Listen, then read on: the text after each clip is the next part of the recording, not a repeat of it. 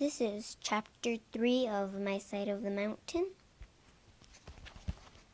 called The Manner in Which I Find Gribbly's Farm. Okay, so I'm just gonna put my finger on it because I can't be holding it while I'm reading. The next day I told Billy goodbye, and as I strode warm and fed onto the road, he called to me, "I'll see you tonight. The back door will be open if you want a roof over your head." I said okay, but I knew I won't see Billy again. I knew how to make fire, and that was my weapon. With fire I could conquer the Catskills. I also knew how to fish, that sounds weird. How to fish, and to make a fire. That was all I need to know, I thought. 3 rides that morning took me to Delhi. Somewhere around here was great-grandfather's beech tree with the name Gribbly carved on it. This much I knew from Dad's stories.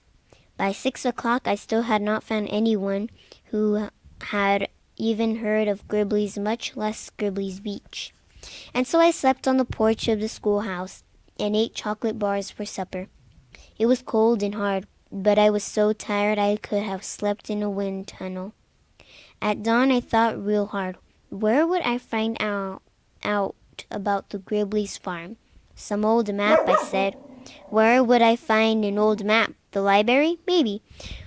I tried to see. The library was very helpful. She was sort of young, had brown. Librarian was very helpful. She was sort of young, had brown hair and brown eyes, and loved books as much as I did. I had to go take my dog out of my room, so sorry about that. Where were we?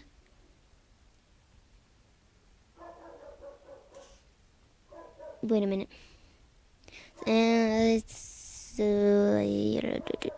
The library didn't open until 10:30. I got there at 9. After I had walled and rolled and sat on the steps for 15 or 20 minutes, the door whisked open, and this tall lady asked me to come on in and browse around until opening time. All I said to her was that I wanted to find the old Gribbly's farm, and that the Gribbleys haven't lived on it for maybe 100 years. And she was off. I could still hear her heels click. When I think of her scratching herself around those shelves, finding me old maps, histories of Catskills, and files of letters, deeds that must have come from Delhi. Miss Turner, that was her name, found it. She found Gribbly's farm in an old book of Delaware country. Then she worked on roads to it and drew me maps and everything. Finally, she said, "What do you want to know for? Some school project?" "Oh no, Miss Turner, I want to go live there." "But, Sam, it is all forest and trees now. The house is probably only a foundation covered with moss." "That's just what I want. I'm going to trap animals and eat nuts and bubbles and berries and make myself a house you see, I am Sam Gribbly, and I thought I would like to live on my great-grandfather's farm." Miss Turner was the only person that believed me. She smiled, sat back in her chair, and said, "Well, I declare." The library was just opening when I gathered the notes we had made and started off. As I pushed open the door, Miss Turner led over and said to me, "Sam, we have some very good books on plants and trees and animals in case you get stuck." I knew what she was thinking, so I told her I would remember that. Miss Turner's map. I found the first stone wall that marked the farm.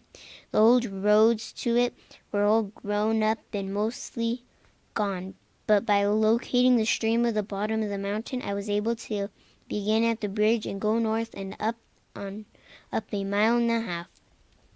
There, cat pillaring around boulders, roller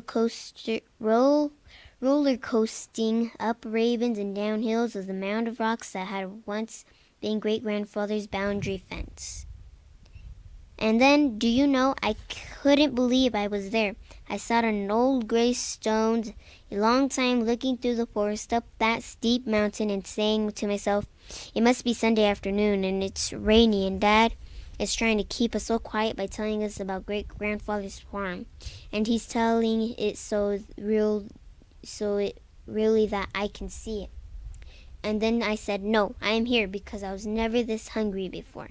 I wanted to run all the way back to the library to tell Miss Turner that I'd found it, partially because she would have liked to have known, and partially because Dad had said to me as I left, if you find the place, tell someone at Delhi. I may visit you someday. Of course, I was kidding because he thought I'd be home the next day, but after many weeks, maybe he would think I meant what I said, and he might come see me. However, I was too hungry to run back. I took my hook and line and went back down the mountain to the stream. I caught a big old catfish. I climbed it back to the stone wall in great spirits. It was getting late, and so I didn't try to explore. I went right to work making a fire, decided that even if I didn't have enough time to cut boss for bed, I was going to have cooked fish and a fire to huddle around during those cold night hours. May not exactly warm in the Catskills. By firelight that night I wrote this, Dear Bill, that was the old man. After 3 tries, I finally got a handful of dry grass on the glow in the tinder. Grass is even better than pine needles, and tomorrow I'm going to try the outside bark of a river birch.